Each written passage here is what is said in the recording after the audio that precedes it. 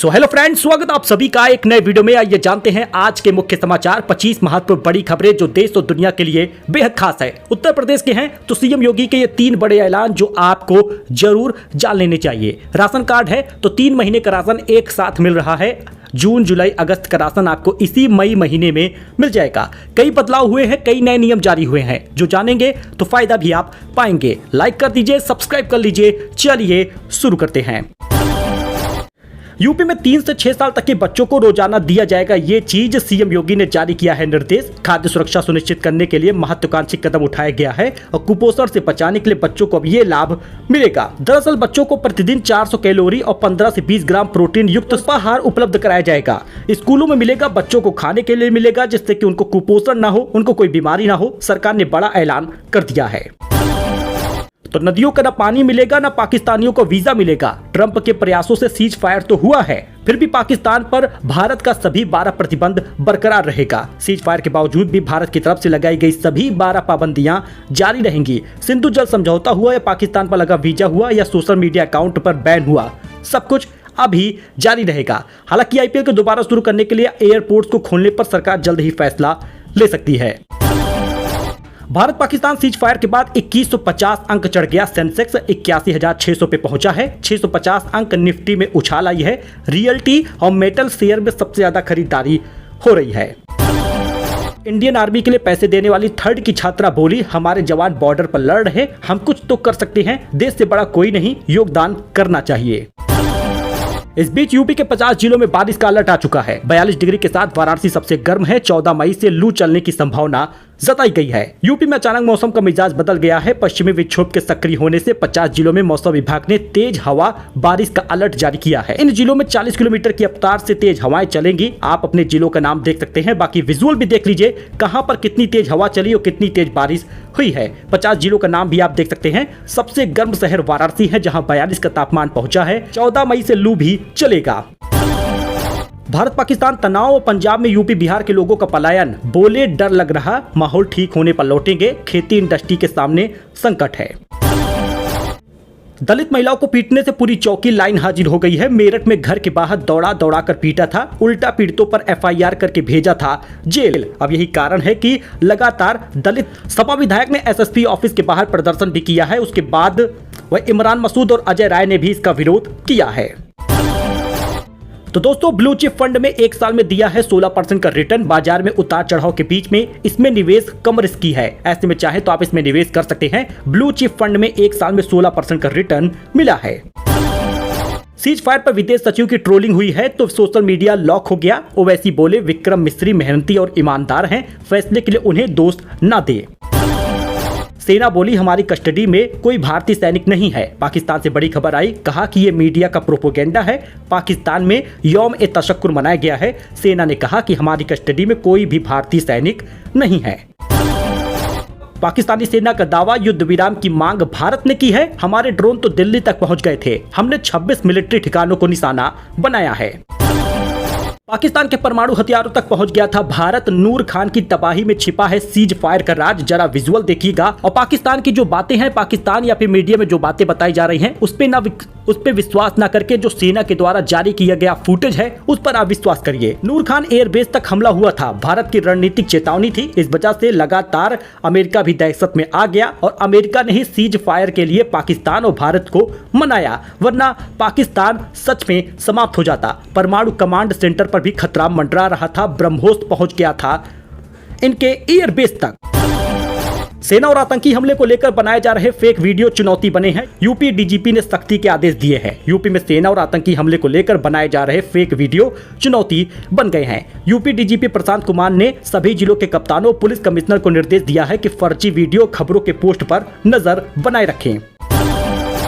तो जिले में अब 20 मई तक बांटा जाएगा मुफ्त राशन। पहले 9 मई से 25 मई थी इसकी तारीख, लेकिन 5 दिन घटा दिया गया है क्योंकि अब जून, जुलाई, अगस्त का राशन 20 मई के बाद से मिलेगा। मई महीने के राशन वितरण में बदलाव हो गया है। रसद विभाग के अधिकारियों ने बताया कि जिले में निःशुल्क राशन वितरण की डेट बदल दी गई है। अब 25 मई के बजाय 20 मई तक मुफ्त राशन बटेगा। अंत्योदय कार्ड धारकों को 14 किलो गेहूं, 21 किलो चावल मिलेगा। कुल 35 किलो राशन होगा। बाकी पात्र गृहस्थी कार्ड धारकों को 1 यूनिट पर 5 किलो राशन, 2 किलो गेहूं, 3 किलो चावल मिलेगा।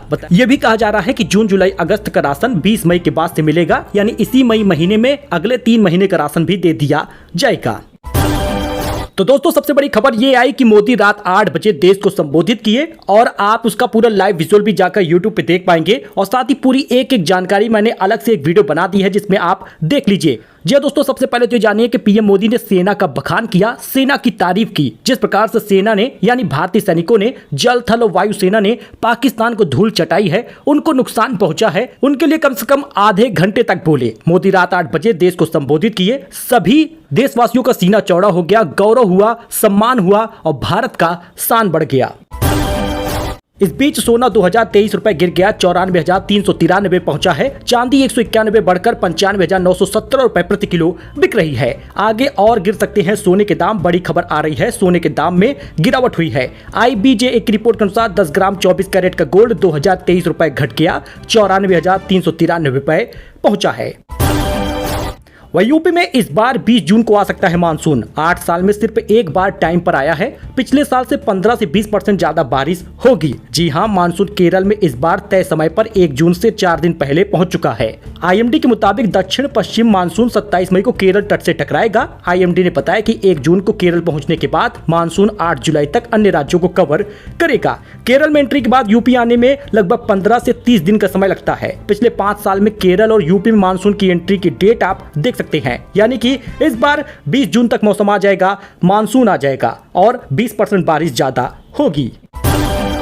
इस बीच दोस्तों AI का वीडियो लोग बना बनाकर तरह तरह की फेक न्यूज फैला रहे हैं। कुछ लोग तो कह रहे हैं कि ताजमहल पर पाकिस्तान ने अटैक कर दिया। ऐसा वीडियो बनाइए नहीं वरना रेल दिए जाएंगे।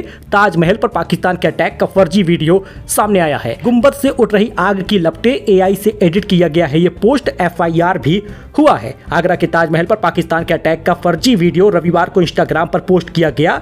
उड़ती हुई लपटें दिखाई गई, फायर ब्रिगेड की गाड़ियां आग बुझाने में लगी हैं, लोग इधर उधर भाग रहे हैं। ऐसा फेक वीडियो बनाया गया। ऐसे वीडियो बनाओगे तो चाप दिए जाओगे। वीडियो का टैगलाइन में लिखा है Taj Mahal on fire. Elvis Yadav को इलाहाबाद हाईकोर्ट से बड़ा झटका लगा है। ड्रग्स और सांप के जहर के इस्तेमाल का चलेगा केस, चार्जशीट रद्द करने की याचिका खारिज हो गई है। उमर अब्दुल्ला बोले पाकिस्तान ने मंदिर, गुरुद्वारा और दरगाहों को निशाना बनाया था। आर्मी ने वीडियो जारी किया, कहा आसमान में दुश्मन को नष्ट किया। एयर स्ट्राइक पर एयर मार्शल बोले कि भय बिन होई ना प्रीत। सेना ने कहा आतंकियों के खिलाफ लड़ाई को पाकिस्तानी सेना ने अपना बना लिया। वैसे भी पाकिस्तानी सेना और आतंकी दोनों में कोई अंतर नहीं है, क्योंकि दोनों एक ही थाली के चट्टे बट्टे हैं। यही कारण है कि एयर मार्शल ने कह दिया कि भय बिन होई ना प्रीत।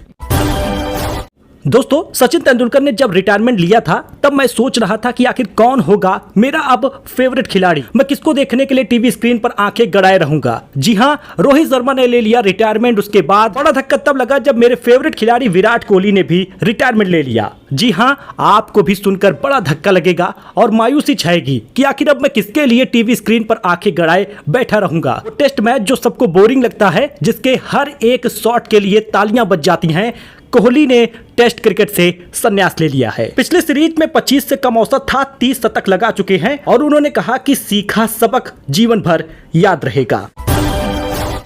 ऑपरेशन सिंदूर के बाद हॉट पॉलिटिकल बैटल ग्राउंड बनेगा बिहार। पीएम मोदी से पहले पहुंच रहे हैं राहुल गांधी। नरेंद्र मोदी मई के अंत में बिहार के रोहतास में चुनावी रैली करेंगे, लेकिन कांग्रेस सांसद राहुल गांधी भी 15 मई को बिहार जा रहे हैं। और जो ये बैटल ग्राउंड बना और ये ऑपरेशन सिंदूर जो है उसमें भारत सरकार या पीएम मोदी सरकार बैकफुट पर है, ऐसा राहुल गांधी बताएंगे।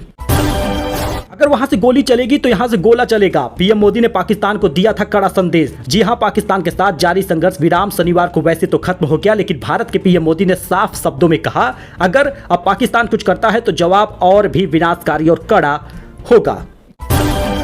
भारत पाकिस्तान सीज फायर के बाद गुजरात टाइटंस ने शुरू कर दी है प्रैक्टिस। 16 या 17 मई से फिर से शुरू हो जाएगा IPL। 9 मई को रोक लगा दी गई थी, लेकिन अब कभी भी मैच शुरू हो सकता है। 16 या 17 मई एक डेट सुनिश्चित की जा सकती है। गुजरात टाइटंस प्रैक्टिस शुरू कर चुका है।